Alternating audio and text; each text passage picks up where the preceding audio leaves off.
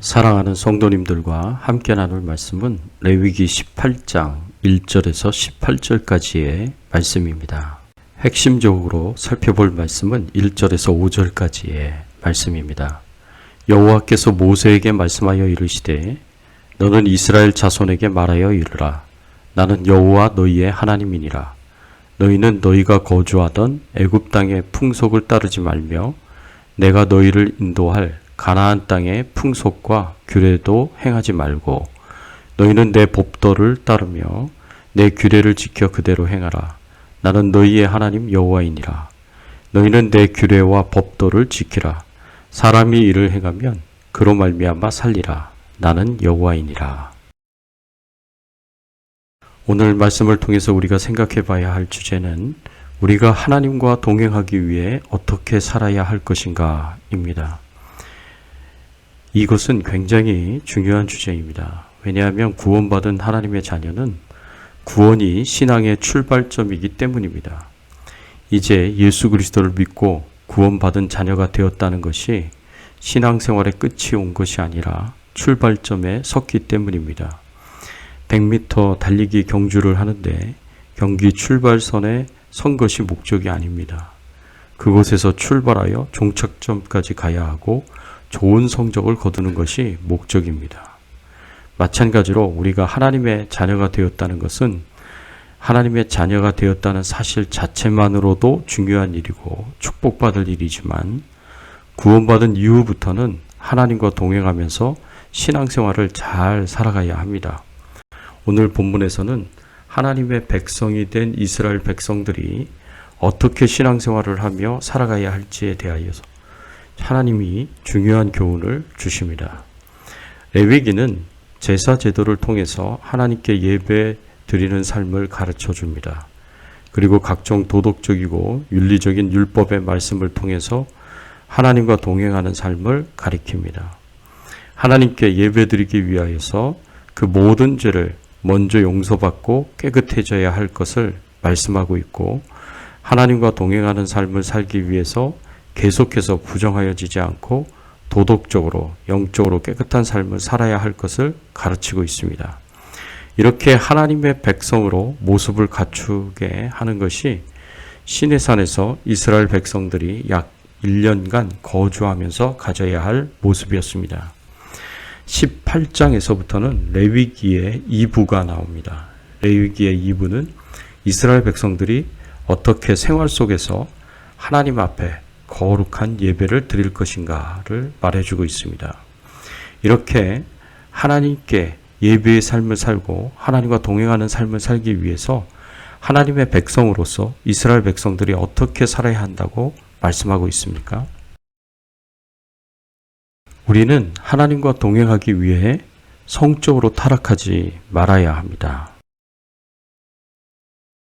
오늘 본문 18장 3절의 말씀에 보면 너희는 너희가 거주하던 애굽 땅의 풍속을 따르지 말며 내가 너희를 인도할 가나안 땅의 풍속과 규례도 행하지 말고 애굽과 가나안 땅의 풍속을 따르지 말라고 말씀하시면서 근친 간의 가까운 가족과 친족 간의 성 문제를 가리키고 있는 것을 볼 수 있습니다.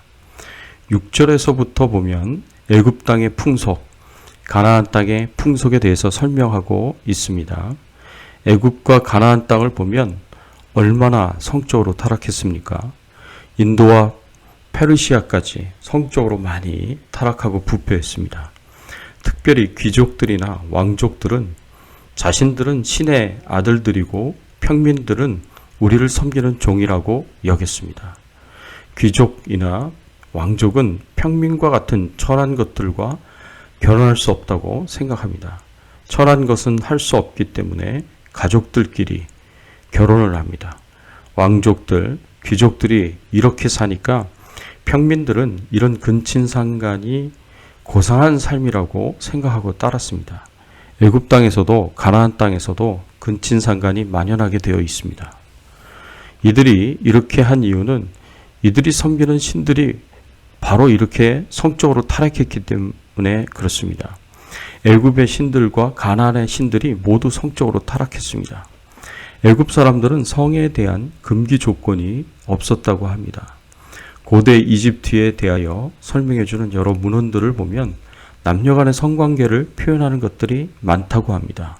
특히 고대 이집트에서는 여성을 태양으로 보고 남성을 달로 상징했다고 합니다.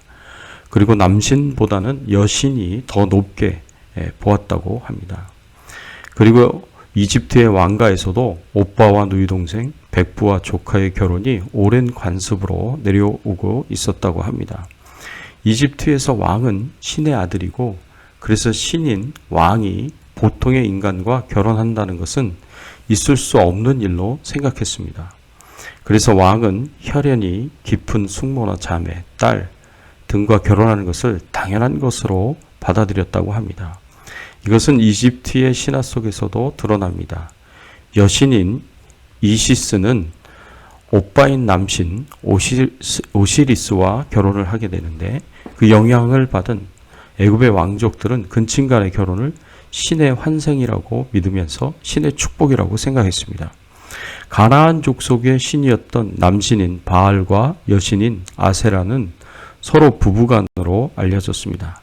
그런데 고대 문헌 가운데 우가림 문헌에 보면 여신인 아세라는 바알의 배우자이자 여동생입니다. 또는 어머니라는 기록도 있습니다. 아세라와 다곤이 낳은 아들이 바알이라는 말입니다. 뿐만 아니라 가나안 사람들의 신화 속에서 보면 바알의 여인 중에는 아나트라는 여신이 있었는데, 이 여신은 바알의 딸입니다.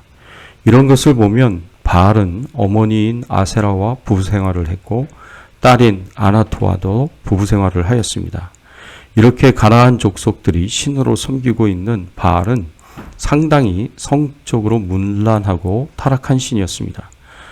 그러니 가나안 족속들이 얼마나 성적으로 문란했겠는가 상상해 보십시오. 우상으로 섬기는 신들을 닮아서 왕족과 귀족도 이렇게 행동하고 평민들도 똑같이 따라갑니다. 그래서 근친상간의 문제는 아주 자연스러운 문화였습니다. 그래서 성경에서는 애굽의 풍속, 가나안의 풍속을 쫓지 말라고 하십니다. 성적인 문제 때문에 폭행도 하고 이혼도 하고 살인도 합니다. 성적인 문제는 모든 죄의 출발점이 되는 문제이기도 합니다. 애굽 땅, 가나안 땅의 성적인 문제를 본받아서는 안 된다라고 하나님께서 강력하게 말씀하십니다. 가나안 땅의 사람들은 거인인 사람들이고 이스라엘 백성들보다 훨씬 더 뛰어난 사람들로 보입니다. 애굽 사람들도 세계 최고의 문화를 꽃피운 사람들입니다. 이들의 신들이 하나님보다 더 우월해 보일 수도 있습니다. 그래서 이런 신들을 섬기고 싶은 충동이나 유혹이 생길 수도 있었습니다. 그러나 하나님은 분명하게 말씀하십니다. 나는 여호와, 약속을 지키시는 하나님이시요 전능자이시고 창조주이시다. 그렇다면 너희가 아무리 애굽의 찬란한 문화를 경험했다고 하더라도, 아무리 귀골이 장대한 가나안의 사람일지라도 그들의 문화와 풍속을 부러워하지 말라. 그런 사람들의 풍속과 규례를 본받지 말라라고 말씀하십니다. 어떻게 우리가 이 세상 풍속을 따라가지 않을 수 있을까요? 거룩하신 하나님의 말씀을 따라 살아가는 것입니다. 10계명 중에 제7계명이 간음하지 말라고 말씀하고 있습니다. 예수님도 이 계명을 이렇게 설명해 주셨습니다.